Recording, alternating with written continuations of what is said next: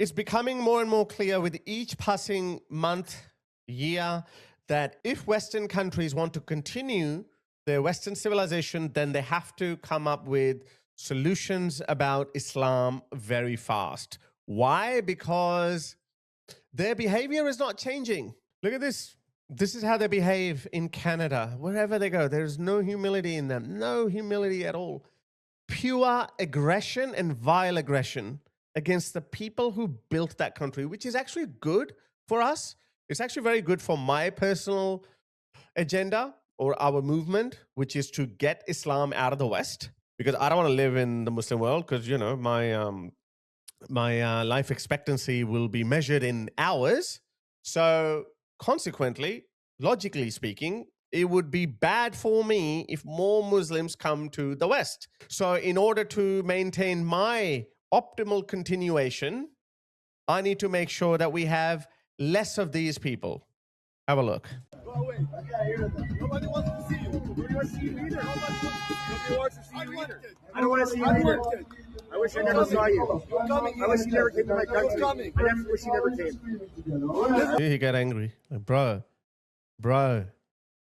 I mean, come on, guys. We need some rapid solutions for these people. I just, you know what pisses me off more than their ideology, more than their religion?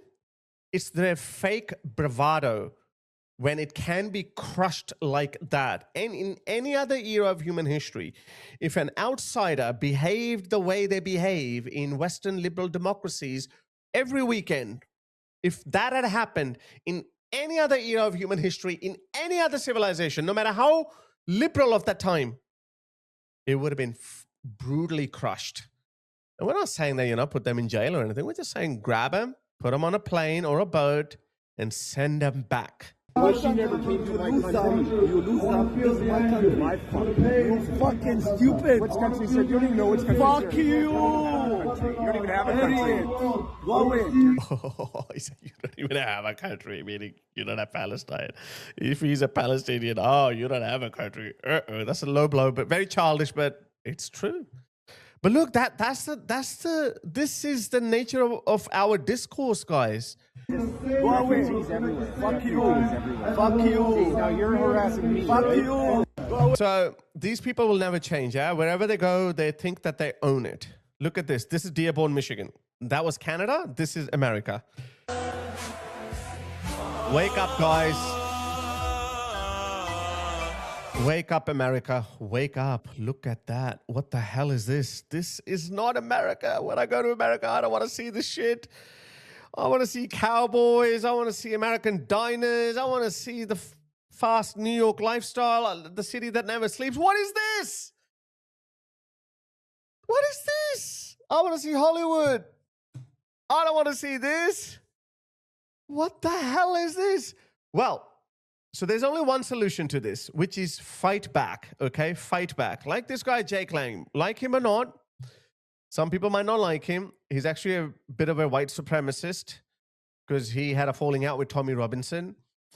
I don't care, but at least he's the one who's got courage, who's got a spine to stand up to these people. Watch this. He's been attacked repeatedly. I believe they're going to cancel the 6:30 City Hall meeting because everybody's chimping the fuck out. They're chimping the fuck out. I don't have bananas. Chill out. I don't have bananas. That's Nick Shirley. This is not America. This is an insurgency. They are taking over our country. They're taking over our country. They want us all dead. They do want us all dead. They do. They do. So anyway, so this is an old clip. He just reposted it. But watch this. So he just went to Minnesota. I think it is Minnesota. Wait. Yeah. So no, sorry. He just went to Dearborn, and he was nearly stoned to death by hundreds of Muslims in Dearborn, Michigan. Watch this. Fort ICE! We do not want these illegal immigrants here. Jesus is king of Dearborn, Michigan. I speak the name of Jesus.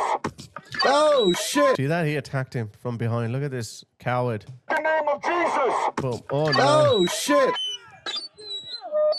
No rioting, no violence, no violence, no violence, no violence, no violence, no violence, no violence, No violence. No violence. No violence. Boom. And he fell down after that. So this is what's happening, guys. Jesus is king. You're having a Muslim-only day at this water park. Where's the Christian-only day? Where's the Christian-only day? Where's the day for our children? There's Muslims here taking over our country. Taking over our country. Your children will bow down on prayer rugs. Your children will bow down to Muhammad unless we stand as Christians. Legitimate concerns, guys. These are legitimate concerns. That's perfectly fine for him to be upset. Look, somebody's got to speak up. Somebody's got to speak up. I keep saying this. The reason why we are in the mess that we are in is because most of us don't speak up. When we see things changing around us, you know, in the name of some lofty new ideal, new values, oh, you know, we're all human beings, we're all equal, let's have multiculturalism and all that nonsense. Most people don't speak up at that time. And because they didn't speak up at that time, because on paper it looked like a decent thing to do, these people are nice, yeah.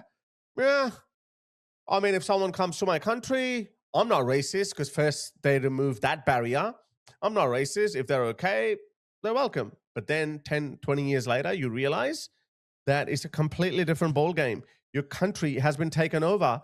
And now you have to speak up. Now you're realizing that you have to speak up. And look, those who speak up, look what happens to them. Look at that. Look at that. They're being attacked left, right, and center, and around the police. Look at that. This is a security guy. The security guard hit him. This is in their nature. This is why I was getting upset. Stop.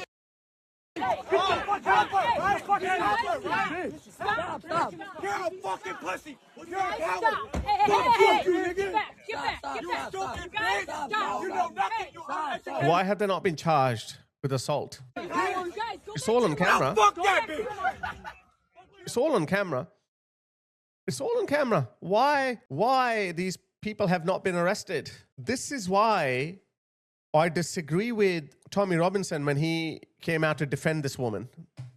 Stephen Yaxley Lennon, known to his hooligans as Tommy Robinson. Stephen, there is a crowd outside rioting against you tonight, and without the protection and generosity of a Muslim Palestinian president and a mostly South Asian executive committee, you would be quite literally cooked. So Tommy came out and said she didn't mean it. That's not what she meant. She's a lovely girl. He spoke to her for, I don't know, for how long, at length. And she didn't mean it. She was a nice girl. Yeah, look, she might be. She's a young woman. I don't know, 2021. But her words represent the mindset of her community. This is why these people behave like this. You guys are fundamentally different from them. You don't get it. This is how they behave. This is how they behave. This is how they're trained to behave. Look at that. Imagine that. This is what she meant. That there is a mob of people outside. You literally will be cooked. That's what they would do to Tommy. She may not mean it, but she understands her community. That's exactly what she was saying. Anyway, so yeah. So you guys, you have to fight back. You're not going to get your country back without a fight. So yeah, don't let them gaslight you. Don't let them take over. The only logical conclusion to this clash of two civilizations is whoever wins. And Islam does not make allies. It's written in the Quran. Jews and Christians can't be your allies. Islam does not share power. It requires total subjugation. This is why these people, these American, well, actually not American, these Muslim scholars all over the world, including the West and America, openly, boastfully keep saying this. Now that the people of America are standing for you, will you share with them the light and the beauty and the majesty of Islam, or will you stay in hiding? Tell the young people to continue to study, to prepare themselves to become the doctors, the lawyers, the engineers, to become the mayor, the police chief, the leaders of Congress, and those Proper takeover. that were born in America. Prepare yourself to be America's next president. Share with the people of Minnesota the words of the Quran, the wisdom of the prophet, and the beauty of our community, because this is your moment of grace. This is the beauty of their community. Look at that. What are they doing? This is the beauty of their community. And this is how they behave. This is what they do. This is the beauty of their community. Look at that. So you have to worry about them, guys. You have to worry about them. You have to make up your mind today as Muslims in Minnesota. What is your position in defending the lives and the future of your people? Defending the lives and the future of Muslims. Muslims have a different agenda, and America as a state has a different agenda. These paths are never going to converge. These interests, maybe, no, they will never actually converge. They would never, ever converge. We thought that there might be a brief union between Muslims and mainstream conservative Americans, and them in their shared hatred for the LGBTQ and the woke mob. But the woke mob got them first because they know that they might be able to deal with those purple-haired, nose ring-wearing, they-them woke mob, but they won't be able to control, they won't be able to tame the conservative Christians of America. They have a long history. Even America might be 250 years old, but that community, those people, their roots go deep into Western civilization, European history. So that's why they picked the weak, woke left to ally with, not you. And that's why their interests are never going to converge with American interests. And that's what he meant here. Nobody asked you to be violent. You don't have to be violent. What is your position in defending the lives and the future of your people? The next line is this: no need to be violent. If their central message is of no violence, how come nobody came out to condemn her? How come nobody ever comes out to condemn this behavior of Muslims? It's because they believe in violence. They believe in intimidation. They believe by hook or by crook, however you can spread the message of Islam, that's it. Whether you have to lie, which is taqiyya, you have to advance your goals. Okay, you know what? You might think I'm making it up. They've told us themselves, guys. Look at this. This is Yasir Qadhi. He's telling you in order to, we just have to advance our cause. And the left basically says, we welcome you, in spite of your diversity or in spite of your weird views or whatnot. But of course, that comes at a compromise. And the compromise is they as well expect you to welcome them and their views. And we might be willing to tolerate politically, but we cannot tolerate moral. This is what our, literally our jihad is going to be in fighting. If we understand that what is being asked of us is not acceptance, but mere political toleration, I think that is a compromise that is acceptable. Just put it up with it. Just put it up. Just have a handshake with the left for now, because you have a bigger agenda. Listen to this one. Saying the politician is allowed to compromise on some. Not allowed. Okay? Forgiven. No. The politician, I'm telling you, the politician, I know that provokes many people more than the istighatha issue. The politician, in certain circumstances, must. Yes? I'm telling you, must lie. Must lie. Have you seen any politician who doesn't lie? No, that's exactly my point. Okay, That's exactly I'm telling you. Okay. So just lie to advance your cause, your Islamic cause. Now match that with this belief system. Now that you have that in mind, we can get in bed with the left, and we can also lie to advance our cause. But where is our primary allegiance? Who is our primary allegiance to? We can lie to the left, we can lie to the public, but what do we ought to do? What are we working on? Listen to this. Show me the alternative. Ideal, in the time of the seerah of the Prophet multiple times, the Prophet gave up doing what was ideal because what might have been ideal from a theoretical perspective actually resulted in harms that outweighed a theoretical ideal. It requires understanding the long-term goal and seeing how you can best get there. A lot of young Muslims are getting way more politically, whether that be at a student union level, that could be in political level, all these Muslims running for office in various places. What advice do you have for Muslims in that space? You should genuinely want to benefit the ummah for the sake of Allah subhanahu wa ta'ala. See that? That's it. At the base of it, every Muslim, regardless of what kind of a Muslim you are, you're a lipstick Muslim, you are a hardcore radical Muslim, whatever you are, doesn't matter. Your allegiance should always be to Islam and the Muslim community. Whether you're a politician, you're a singer, you're an artist, you're an actual jihadi, doesn't matter. Guys, they are trying to bring down the greatest military force ever created by humanity, the United States Army. You don't understand how much they are traumatized civilizationally from the humiliation that they received in Iraq and Afghanistan and now recently in Gaza. They are angry. They just want to bring down the United States. Watch this. Oh, no, sorry. Actually, you know what? Forget about that. I'll just play you this video. Look at this. These are British Muslims. He's a former First Minister of Scotland. Look at this. It's our job collectively to not just plan for the year's news cycle, not to just respond to the latest outrage, but we have to commit to build the next 20, 30, 50 years and beyond.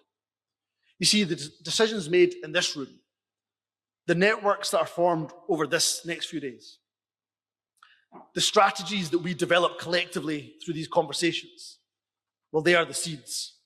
And by the way, we may not bear fruit in our lifetime. Yeah, they're patient.